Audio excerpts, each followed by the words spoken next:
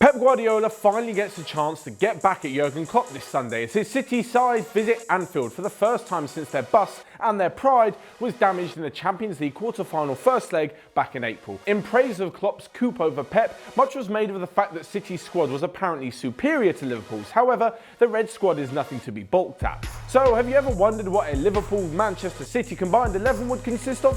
Me too. So here's what I came up with.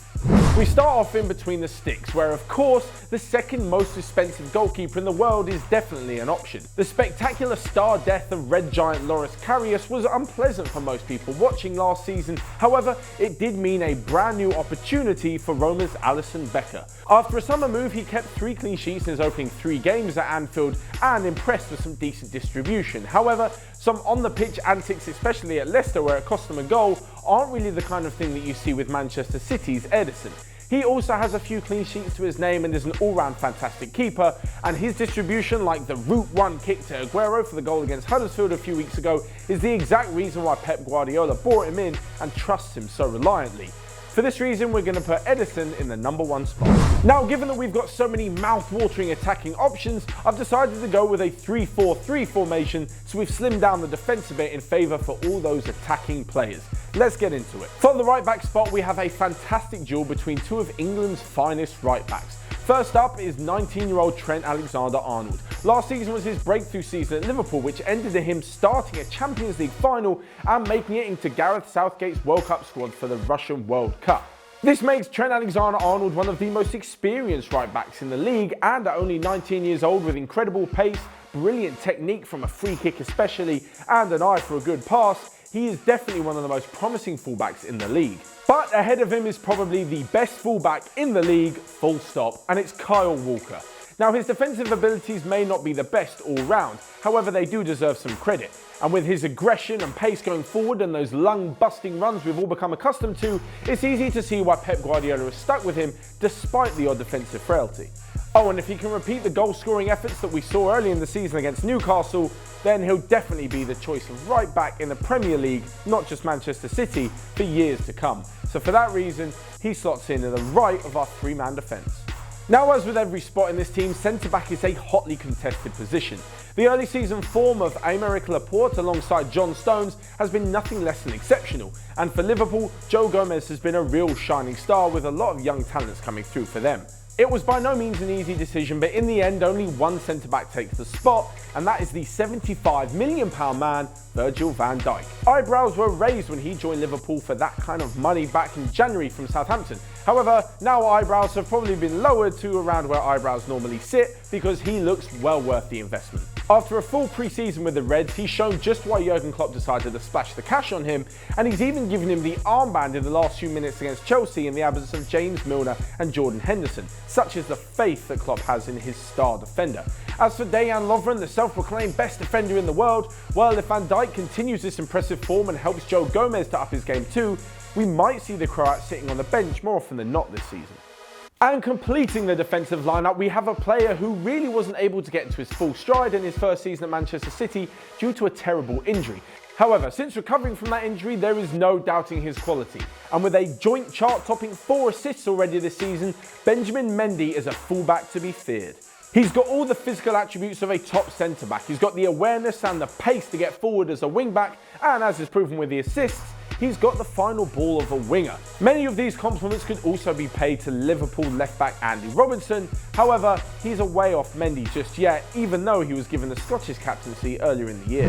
Moving into the midfield, and the selection headache just gets tougher. There are some big names who are going to be left out of this midfield 4. However, one name that's too big to drop is Manchester City's David Silva.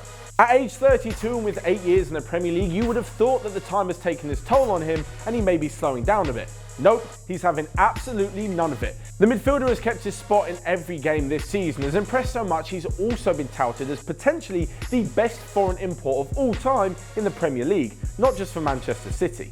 Personally, I think he may be getting better with age, and if he may lose that yard of pace into his 30s, his footballing brain is so far ahead of most other players that sometimes it looks like he's controlling the game without even touching the ball.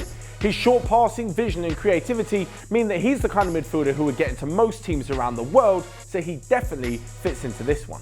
Alongside him is a new man in the Premier League who has just edged out Manchester City's Fernandinho. Now, the Brazilian is a fantastic player and really holds together the Manchester City team. However, the player I've gone with could, if he continues his early season form, rival David Silva for the best Premier League import ever. In Naby Keita, Liverpool have the complete midfield powerhouse. Not only does he have the footballing knowledge, the tactical awareness and all the physical traits needed to break up the play and do the good defensive work, going forward, he's also got fantastic footwork and a keen eye for goal. And if you're wondering how he decides whether to defend or attack, well, he doesn't have to. He can do both because he's got the most incredible engine and set of lungs on him for a midfield player. The likes of James Milner, Ilkay Gundogan, Gini Wijnaldum and James Milner were all pretty good contenders for this spot, alongside Kevin De Bruyne, who has only just returned from injury. But with all those midfielders and only 2 spots available, it's David Silva and Naby Keita who take the roles. We move on to the right-hand side of midfield, where Raheem Sterling's pace is enough to put him in front of most other competitors, but ultimately, the right-hand spot goes to another Silva. Not Long John, but it's so bad. Not Long John Silva, but Bernardo. The Portuguese midfielder has grown into one of the most impressive attacking midfielders in the Premier League, and although he's seen as more of an inside winger as he's a bit pacier, I see him as more of a natural replacement for David Silva. He's got the same kind of physicality, the same way he moves around the pitch. Bernardo Silva finds himself in the spaces between defences and midfield, and much like David Silva, is able to use his creativity, his vision and his short passing to work his team's way through to the goal. He's also not afraid of a spectacular goal or two, which always helps the cause. Of course, Raheem Sterling is playing his best football in years, so the decision wasn't going to be easy, but in Bernardo Silva, Manchester City could have another legend on their hands. If we look over to the left side of midfield though, it's really only a one-horse race. That's firstly because Liverpool don't really play with out-and-out wide midfielders, and secondly because even if they did, Leroy Sane is probably better than all of them. In the Manchester City left winger, you potentially have one of the best footballers of his generation. I think everybody apart from Jogi Löw agrees with that. Let's put it this way, if you were to build a winger on FIFA for example, you'd probably make him just like Sane. Athletic with incredible pace, fantastically tight dribbling control, great technique and as goal scorer of all goals, it's no wonder why Sane is rated so highly around the world. Despite this, I do think the one thing that could hold him back is his maturity both on and off the pitch. However, with someone so young, he's got time to literally and mentally grow into his boots. And lastly, we come to the front line, the headliners, the goal scorers who, no matter who I pick, you'll probably have something to say about it. So why don't you let me know in the comments section below. Let's start with the right of a three-pronged attack, and who else but Mo Salah. Now I know the season hasn't exactly got off to a flying start for the Egyptian, however he may be a victim of his own success. Scoring 40-odd goals 2 seasons in a row is no mean feat. It's the kind of stuff that gets you Ballon d'Or after Ballon d'Or, which only Messi and Ronaldo have managed, so it's not exactly the easiest task. If things aren't working out for him by say January or February, then maybe it's time to hit the panic button. But we all know what Salah can do, so to not put him in this combined 11 would be a bit ridiculous.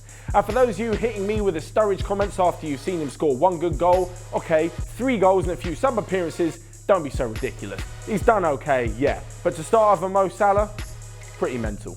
Onto the left side of the attacking 3, and it's Mo Salah's teammate, who starts ahead of Xherdan Shaqiri, who hasn't really found his rhythm at Liverpool. He starts ahead of Riyad Mahrez, who hasn't really hit the ground running at Manchester City, and also starts ahead of Phil Foden, who is definitely a youngster to keep an eye on. Now on the left-hand side, it's Sadio Mane. He's the kind of player whose work often goes overshadowed, as the likes of Mo Salah are definitely grabbing the headlines, certainly last season at least. But with his work rate, his energy up and down that left wing and his pace on the counter-attack, he's definitely an integral part to how Liverpool play. So with him on one wing, Mo Salah on the other, there's a Liverpool feel to this front 3. Those speed merchants will be alongside one player whose game is all about goals, goals, goals. That is Sergio Aguero.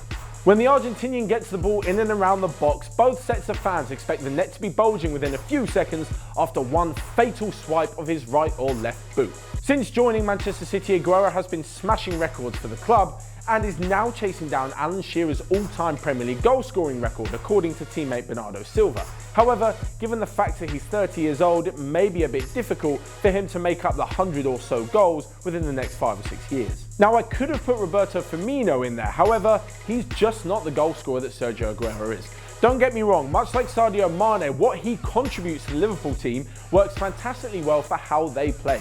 His unselfishness, his first touch, his link-up play is everything that Liverpool need from a striker. But Ultimately, strikers are all about scoring goals, and his record just does not compete. In the last 3.5 years, his goal-scoring record of 38 in the Premier League is nowhere near the 63 goals provided from Romelu Lukaku for Everton and United, the 70 goals given to Manchester City by Sergio Aguero, and the unbelievable 89 Premier League goals scored by Harry Kane at Spurs.